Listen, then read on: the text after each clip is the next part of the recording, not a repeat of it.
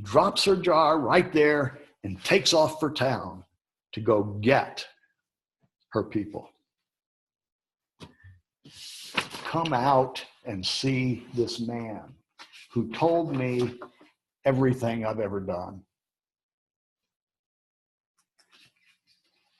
And now, in the meantime, while she was gone, apparently, the disciples try to get Jesus to eat some of this meat they brought from town. And he refuses. He refuses, saying, I have meat to eat that you know not of. At this point, they again demonstrate their lack of understanding of the importance of the Spirit. They thought he was talking about real meat.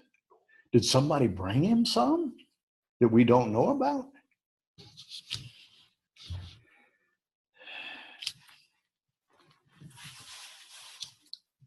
Not just in the message of salvation that Jesus is teaching, but in actual life itself, do they miss the importance of the Spirit that Jesus is talking about.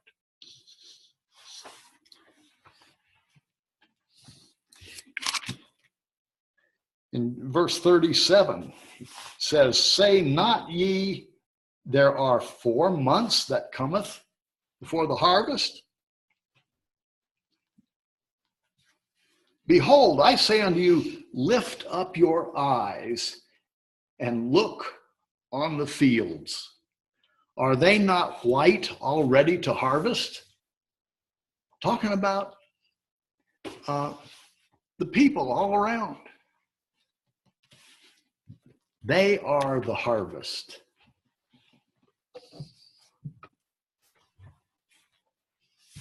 Can't you just see him standing there, talking with the disciples and turning to the crowd of Samaritans and people that had gathered around and pointing at them out and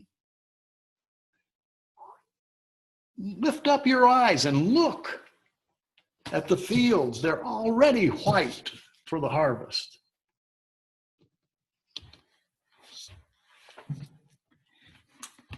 And then many of the Samaritans of the city believed on him for saying of the woman who testified, saying, He told me everything I'd ever done. So when the Samaritans were come unto him, they besought him that he would tarry with them, and he abode there for 2 days.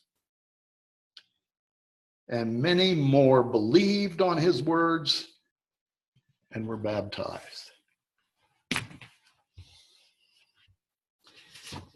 Now, can we, us right here, with all of our history of learning and teaching about the ministry of Jesus, with all the latter-day teaching and prophetic ministry that we have received, can we understand better than the disciples? Should we not understand better than the disciples with all of this testimony and prophecy, direction?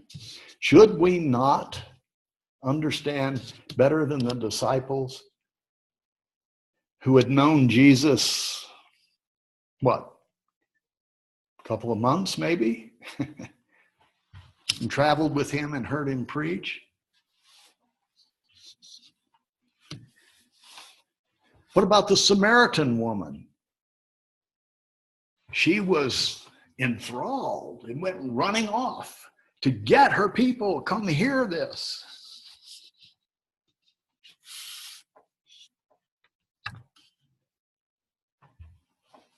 In our world, all the temporal things we focus our attention on, both the good and the bad, these are nothing without the Spirit that enlivens all things.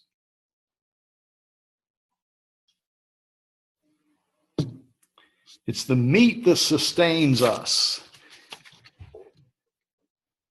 enlivens us, is the Spirit. Yet we understand so little of it and how it works in the world in our very lives, day to day, moment to moment? How much attention do we pay to that Spirit working moment to moment in our lives? We're still caught up in the habit of temporal concerns. The understanding of the Spirit that gives energy and life to us all is not unique to Christianity. Most spiritual systems around the world recognize it in some way or another, certainly not to the level that is manifested in Christianity or the preaching in Christianity, the teachings of Christ, certainly. If you look into any of the other spiritual systems in the world, you can see that. And I've mentioned it before from here. So I won't go into it any further, but it's there. The evidence is there. People are seeking this power that comes from the Spirit. They do things, they do exercises, excuse me,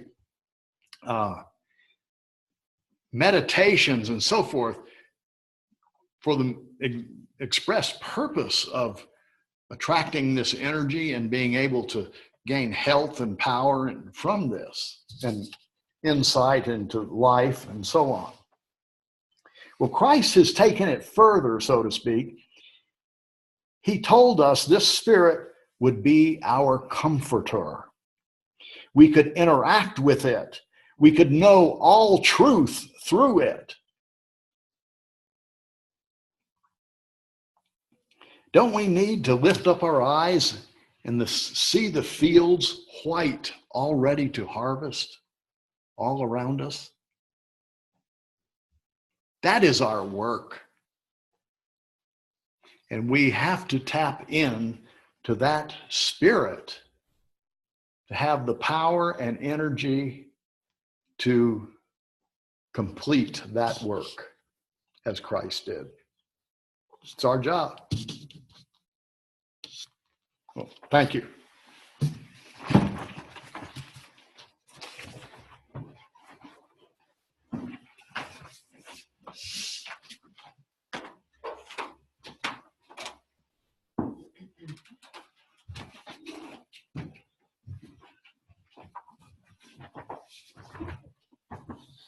Our closing hymn is going to be 387.